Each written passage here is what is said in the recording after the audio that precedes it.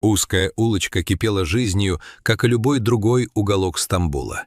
Город, где кошки издавна считались едва ли не священными жителями, казалось, любил всех своих усатых обитателей.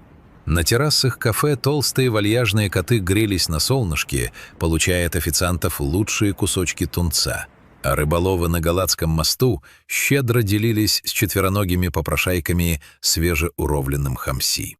Но в этой истории Стамбул повернулся к маленькой жизни своей теневой, безразличной стороной. Возле задней двери неблагополучной пекарни, прямо рядом с переполненными мусорными баками, лежало нечто, едва напоминающее котенка. Каждое утро и каждый вечер мимо этого места проходили сотни людей, спешащие на работу торговцы, туристы с фотоаппаратами, студенты и домохозяйки. Но все они, едва бросив случайный взгляд вниз, тут же ускоряли шаг и отворачивались. Малыш выглядел кошмарно.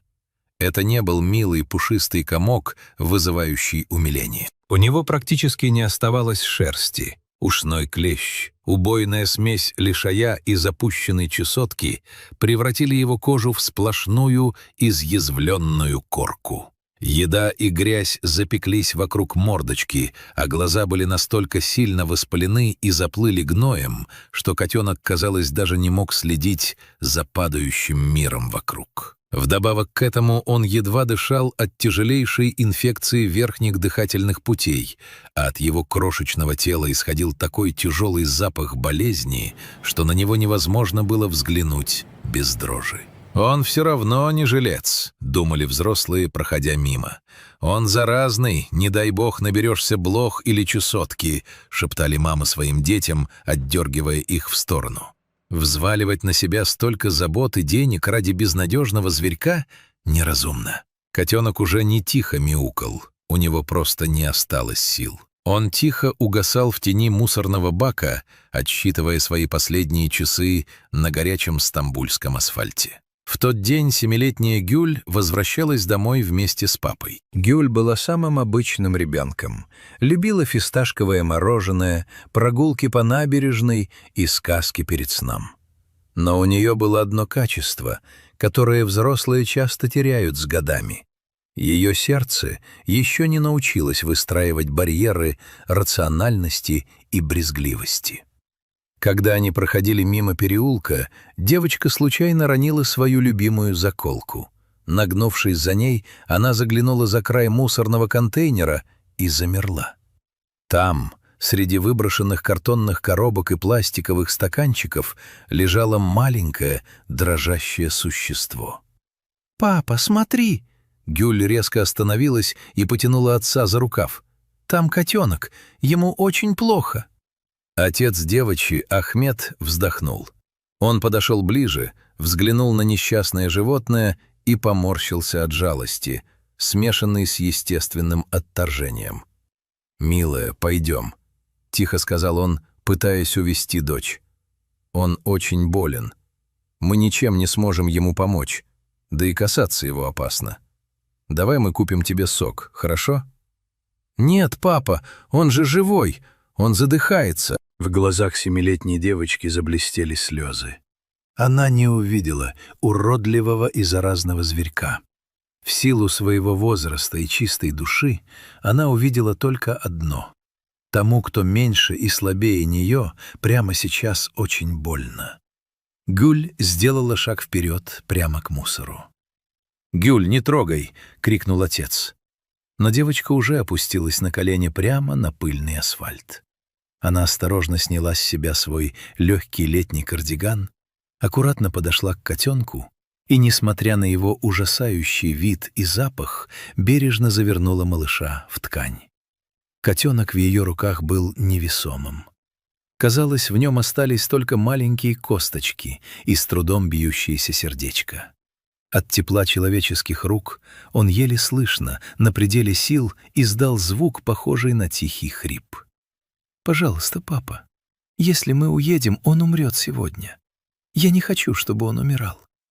Ахмед посмотрел на решительное лицо дочери, на слезы, высыхающие у нее на щеках, а затем на жалкий сверток в ее руках.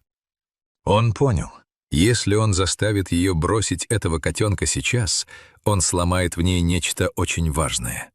«Ладно», — тяжело вздохнул отец, — «бегом в ветеринарную клинику. Но ничего не обещаю, Гюль, он слишком слаб». Когда они вбежали в ближайшую ветеринарную клинику, даже бывалый врач дежурной смены пришел в замешательство. «Где вы его нашли?» Врач аккуратно развернул кофточку. «У него полный букет. Вирусный ринотрахеид, запущенная чесотка, сильнейшее истощение, обезвоживание и паразиты. Шансов совсем немного. Лечение будет долгим, сложным и совсем не гарантирует успеха. Мы будем лечить», — уверенно сказала 7-летняя Гюль, пока папа кивал, доставая кошелек. «Он очень сильный, я знаю». Так началась долгая борьба за жизнь, которую назвали Гюлем, в честь его маленькой спасительницы, именем, означающим «роза».